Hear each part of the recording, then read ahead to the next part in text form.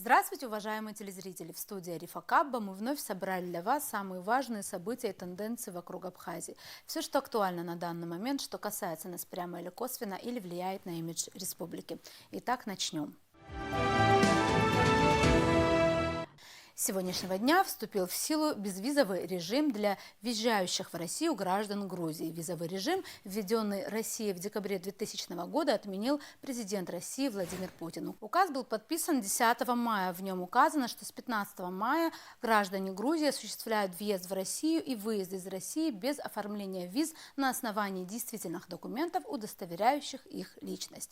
Как сообщалось ранее, между Россией и Грузией в ближайшие дни может возобновиться и прямое авиасообщение. Также МИД России больше не рекомендует россиянам воздерживаться от поездок в Грузию. Возобновление прямого авиасообщения России с Грузией не испортит курортный сезон в Абхазии, считает первый зампред Комитета Госдумы по делам СНГ, евразийской интеграции и связям с соотечественником Константин Затулин. По мнению парламентария, для более устойчивой конкуренции в сфере туризма власти Абхазии начнут работать над улучшением сервиса. В Абхазии ожидают небывалый курортный сезон, и, конечно, вряд ли ему сильно повредит открытие воздушного сообщения с Грузией. Мне кажется, что некие отдаленные последствия это должно иметь, в том числе и в позитивном плане, потому что в Абхазии должны быстрее двигаться по пути экономического возрождения, принимать нужные решения, задумываться о качестве туристических услуг и прочих, сказал Затулин. Парламентарий не исключил, что в Абхазии могут усмотреть в шагах России по сближению с Грузией угрозу для своего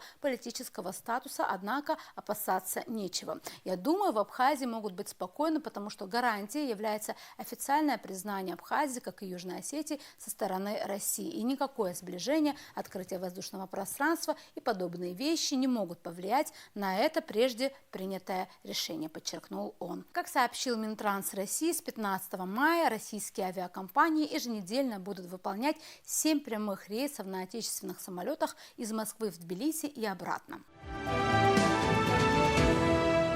К другим новостям. Турцию ждет второй тур президентских выборов. Большинство голосов избирателей на тех, что прошли вчера, набрал действующий глава страны Таип Реджеп Эрдоган. Государственный турецкий телеканал ТРТ, ссылаясь на результаты подсчета 100% бюллетеней, показывает, что у нынешнего главы государства Реджепа Эрдогана более 49% голосов. У его основного соперника, кандидата от шестипартийного оппозиционного объединения «Национальный альянс» Кемала Кылычдароглу, 45%. Таким образом, победитель определится во втором туре, который пройдет 28 мая. Такое развитие событий прогнозировалось перед выборами. Оба кандидата уже прокомментировали предварительные результаты. Выступая на митинге своих сторонников возле Центрального офиса правящей партии «Справедливости и развития» в Анкаре, Эрдоган заявил, что все еще верит в возможность победы в первом туре, но если волей народа будет суждено провести второй тур, он не будет возражать. Его соперник, кандидат от оппозиции Кемаль Кылычдароглу, сказал, что уверен в победе во втором туре. Если будет объявлен второй тур, мы обязательно выиграем, отметил он. Воля к переменам в обществе выше 50%, сказал политик. Можно без преувеличения отметить, что выборы в Турции привлекают сейчас к себе внимание всего мира. От того, как изменится или не изменится политика этого государства, во многом зависит не только политика в регионе, но в гораздо более широком геополитическом понимании. Турция – это осевое государство, которое обладает политическими, экономическими, военными и другими активами, нужными всему миру, считает турецкий политолог Седат Лачер. Политолог отмечает, что Турция была важным членом Западного альянса со времен Второй мировой войны, но в последнее время Анкара дистанцируется от Запада, сближаясь с Россией. По словам Лачера, дипломатические связи и общая риторика отношений между Турцией и Россией вызывают обеспокоенность в Европе. В то же самое время известный другой турецкий политолог Икбаль Дюрре заявил, что не стоит сильно преувеличивать роль Турции. Это не глобальная держава, а региональная. Однако признал, Турция пусть и не может создать свою игру, но однозначно способна испортить чужую у себя в регионе. В качестве примера Дюрре привел сильное турецкое влияние в Сирии. Цитата: «Многое внутри НАТО зависит от политики Анкары, которая придерживается более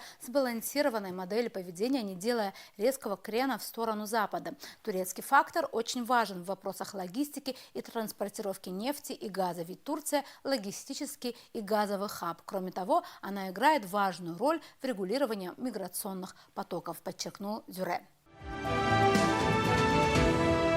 Продолжаем передачу. Одной из важных составляющих экономического развития являются контакты бизнес-сообществ и предпринимателей. В этой связи важно и эффективно иметь доступ к различным предпринимательским и экономическим форумам и площадкам. Среди тех, кто постоянно составляет повестку в этом смысле, Общероссийская общественная организация малого и среднего предпринимательства «Опора России», которая является площадкой для эффективного профессионального диалога владельцев и руководителей предприятий малого и среднего бизнеса и представителей федеральных органов исполнительной власти. Организация объединяет более 400 предпринимателей, периодически проводит важные форумы, к которым также возможен доступ абхазских предпринимателей и бизнесменов.